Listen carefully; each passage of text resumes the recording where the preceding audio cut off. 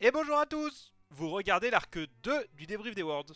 Et dans cet arc 2, on va parler du spectacle avec un grand S, pas ce qui se passe en jeu, mais ce qui se passe en dehors de la faille.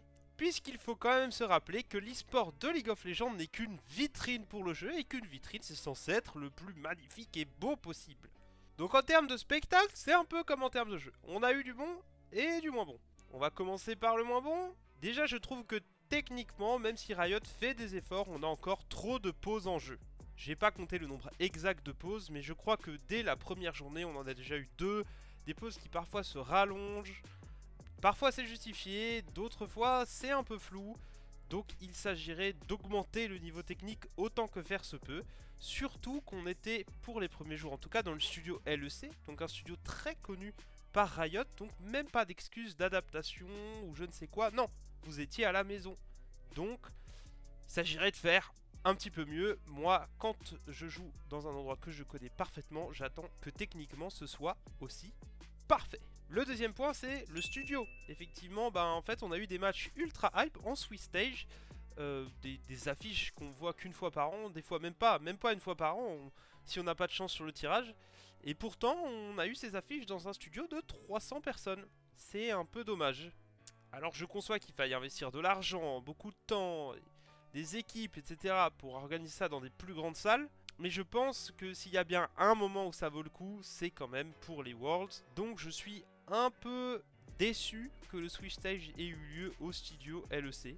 Même s'il faut mettre ça en perspective parce qu'on est déçu parce qu'on voit toute l'année le studio LEC puisque nous sommes européens. Donc peut-être que pour les autres régions c'est moins pire. Mais le point reste le même, 300 personnes c'est trop peu pour des affiches de rêve comme en Switch Stage. Et on va passer du côté du bon maintenant, puisque malgré ce point noir sur les Swiss Stage à Berlin, l'écart demi à Paris et la finale à Londres étaient des bangers. Pour avoir été au quart de finale à Paris, c'était vraiment super bien organisé, l'ambiance était folle, le public superbe, techniquement c'était nickel. On a fait moins de matchs que ce que j'espérais devant un public, mais les matchs qui ont été faits devant un public, c'était vraiment superbe en termes de spectacle. Et évidemment, le deuxième point dans les bons points, c'est la cérémonie d'ouverture de la finale. On a eu du Arcane, ils ont refait la musique de début de saison avec Still Here, et ils se sont chauffés évidemment à mettre Linkin Park qui avait fait l'hymne des Worlds, Heavy is the Crown. C'était superbe, à regarder à la maison, c'était top. Les retours qu'il y a eu dans la salle avec les casteurs français, anglais et les co-streamers que j'ai regardés sur internet tout simplement, on dit que tout était vraiment superbe. Même en backstage, ça s'est très très bien préparé.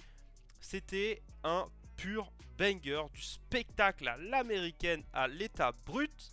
En résumé, les seules pistes d'amélioration que je vois pour l'année prochaine, c'est améliorer la technique et mettez plus de public. Donne-moi ton avis sur tout ça dans les commentaires. Oublie pas que j'ai besoin de toi pour réaliser mon rêve.